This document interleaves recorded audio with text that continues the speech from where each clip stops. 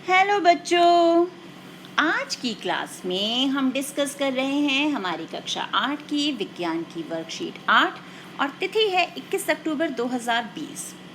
तो देखिए हमारी वर्कशीट में आज हमें क्या बताया गया है। यदि आपका सर्दी के मौसम में आम खाने का मन कर रहा हो या गर्मी के मौसम में स्ट्रॉबेरी खाने का मन कर रहा हो तो आप क्या करोगे।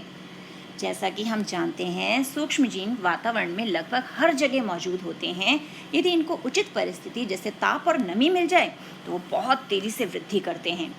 भोजन का संदूषण एक रासायनिक अभिक्रिया है जिससे खाने की वस्तु का रंग और स्वाद बदल जाता है और उसमें बदबू आ जाती है और वह खाने योग्य नहीं रहती। तो भोजन को सूक्ष्म जीवों से बचाने के लिए हम निम्नलिखित विधियों का प्रयोग कर सकते हैं जिससे कि हम पूरा साल हर तरह का फल और सब्जी और उनसे बनी हुई चीज़ों का मज़ा ले सकें। तो अब हम सोचें सर्दी में हमें आम खाने को मिल जाए, तो आम तो नहीं मिलेगा, लेकिन हम क्या कर सकते हैं, आम का रस पी सकते हैं अगर हमने उसे परिरक्षित कर रखा है। तो ऐसी गर्मियों में स्ट्रॉबेरी खाने का मन कर रहा है तो स्ट्रॉबेरी का मुरब्बा खाया जा सकता है। तो ये सब चीज़ें हैं जिनको हम परिरक्षण में करते हैं, यानी हम जिससे पूरे साल उन चीज़ों का प्रयोग कर सकें और उन्हें सूक्ष्म जीवों से बचा के रख सकें। तो अब परिरक्षण के उपाय देखते हैं कि परिरक्षण के क्या क्या उपाय होते हैं। तो सबसे पहले है रासायनिक उपाय। जीवों और सूक्ष्म जीवों से बचाने के लिए कुछ रसायन मिला दिए जाते हैं जैसे sodium benzoate and sodium metabisulphide. इन्हें कहते हैं परिरक्षक। जो हमारे यहाँ फ्रूटी के डिब्बे में अगर ध्यान से देखोगे ना, जो इंग्रेडिएंट्स हैं तो उसमें वहाँ पर जो ये सोडियम बेंजोएट या सोडियम मेटाबाइसल्फाइड का आपको नाम दिख जाएगा। नमक द्वारा परिरक्षण। मांस, मछली, आम को सूखे नमक से ढक देते हैं जिससे कि सूक्ष्म जीवों की वृद्धि नहीं होती। तो नमक क्या होता है, वो सूक्ष्म जीवों की वृद्धि होने ही नहीं देता। जब सूक्ष्म जीव होंगे ही नहीं तो वो मांस और मछली को खराब नहीं कर सकते। चीनी द्वारा परिरक्षण। चीनी के प्रयोग से खाद्य पदार्थों की नमी में कमी आती है और जो जीवाणुओं की वृद्धि को रोकती है। तेल एवं सिरके के द्वारा। ये तो आपने घर में देखा होगा, मम्मी अचार डालती है ना, तो अचार, सब्जी, फल व मांस मछलियों का परिरक्षण तेल व सिरके के द्वारा किया जाता है। और फिर आता है हमारा गर्म एवं ठंडा करना, जो हम दूध के लिए करते हैं। दूध को उबालते हैं जिससे अनेक सूक्ष्म जीव नष्ट हो जाते हैं और इसी प्रकार भोजन को फ्रिज में रखते हैं क्योंकि कम ताप पर सूक्ष्म जीवों की वृद्धि को क्या होता है, सही तापमान नहीं मिलता तो सूक्ष्म जीवों की वृद्धि रुक जाती है। अब आता है हमारा पाश्चुरीकरण। पाश्चुरीकरण क्या होता है, दूध को 70 डिग्री सेंटीग्रेड पर 15 से 30 सेकंड के लिए गर्म करते हैं, फिर एक ठंडा कर देते हैं। यानी जितना गर्म किया फिर एकदम से ठंडा करते हैं, नॉर्मल धीरे धीरे ठंडा नहीं होने देते उसको, और उसको थैलियों में भर लेते हैं। जो आपकी दूध की थैली घर में लेकर आते हो ना आप, वो पाश्चुरीकृत होती है। उस पर पढ़ना, उस पर लिखा होगा पाश्चराइज्ड मिल्क, यानी पाश्चुरीकृत दूध। ऐसा करने से सूक्ष्म जीव की वृद्धि रुक जाती है। इस प्रक्रिया को पाश्चुरीकरण कहते हैं, जिसकी खोज सबसे पहले लुई पाश्चर नामक वैज्ञानिक ने की थी, इसलिए इसका नाम पाश्चुरीकरण हो गया। तो पाश्चुरीकृत दूध को हम बिना उबाले भी इस्तेमाल कर सकते हैं। जैसे नॉर्मल हम दूध लाते हैं गाय या भैंस का, हमें उसे पहले उबालना पड़ता है।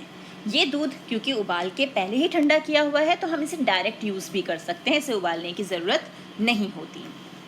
अब आता है हमारा भंडारण एवं पैकिंग।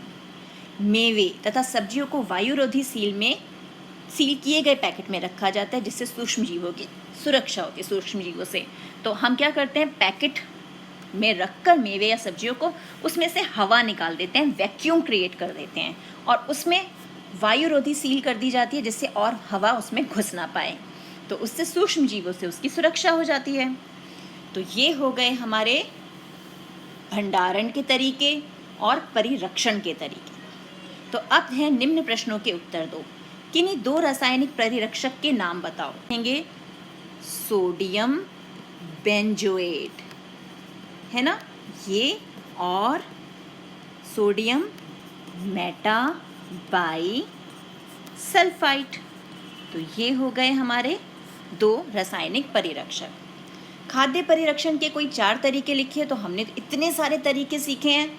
नमक द्वारा परिरक्षण, चीनी द्वारा परिरक्षण, तेल और सिरके द्वारा परिरक्षण और गर्म एवं ठंडा करना। तो उनमें से आप इतने सारों में से कोई भी 4 आप यहाँ पर तरीके लिख सकते हैं।